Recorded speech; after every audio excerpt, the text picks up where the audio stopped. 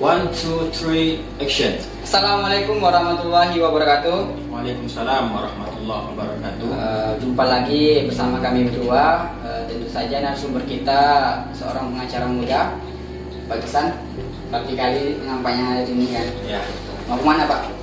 Sesuai agenda kantor sidang hari ini. Siap. Semoga sukses sidang hari ini. Amin amin. Kemarin kita kan telah membahas masalah pengertian ya Pak. Secara umum ya. Dan kemarin juga kita menjanjikan kepada penonton untuk membahas bagaimana tips ketika kita menghadapi polisi dalam tingkat pendidikan. Penyelidikan ya.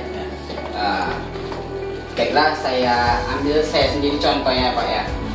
Ketika saya dipanggil atau terpanggil pada pihak kepolisian, bagaimana cara saya menghadapi situasi tersebut Pak? Oke, terima kasih Adi. Ya Pak.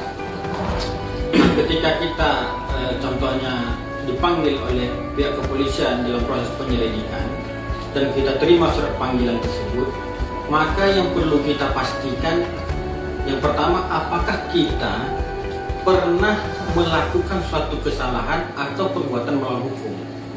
Itu poin pertama ya? Itu poin pertamanya. Nah, kalau seandainya itu dapat kita pastikan, artinya dalam kurun waktu sebelum ada pemanggilan kita tidak pernah melakukan suatu perbuatan melawan hukum, nah dapat dipastikan maka kita dipanggil hanya sebatas seorang saksi yang mungkin terlapor dalam perkara tersebut atau yang diduga bersalah itu adalah pihak lain. Berarti kita dalam hal ini nggak perlu ketakutan ya? Tidak perlu ketakutan. Yang penting kita terhadap surat undangan tersebut dapat kooperatif, bekerja sama dengan polisi. Kemudian apabila kita tidak pernah melakukan kesalahan, nah kita berikanlah keterangan yang sebenarnya dalam proses penyelidikan. Seperti itu. Ya. Misalkan gini Pak, saya terpanggil sebagai saksi kan gitu. Oke. Bisa nggak saya sebagai saksi ini menolak panggilan tersebut? Oke.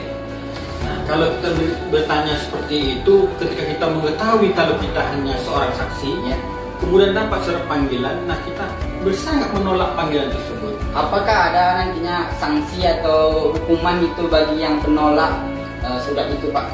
Nah, kalau sanksi terhadap itu tentu ada diatur. Namun kalau ketika kita menerima surat panggilan, ya, kemudian kita beralasan untuk menolak panggilan tersebut, maka itu sah menurut hukum.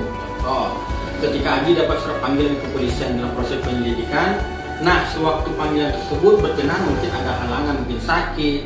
Nah, namun kita harus memberitahukan kepada pihak kepolisian ya, dengan melampirkan surat sakitnya, kemudian berkomunikasi dengan polisi.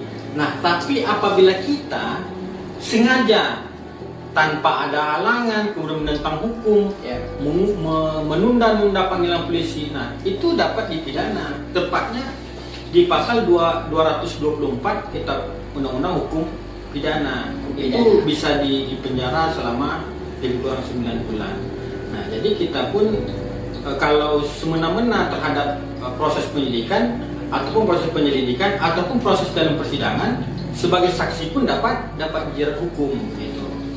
Nah, bagi teman-teman semua yang ingin bertanya atau ingin berdiskusi tentang permasalahan-permasalahan, silakan diskusikan di kolom komentar di bawah ya.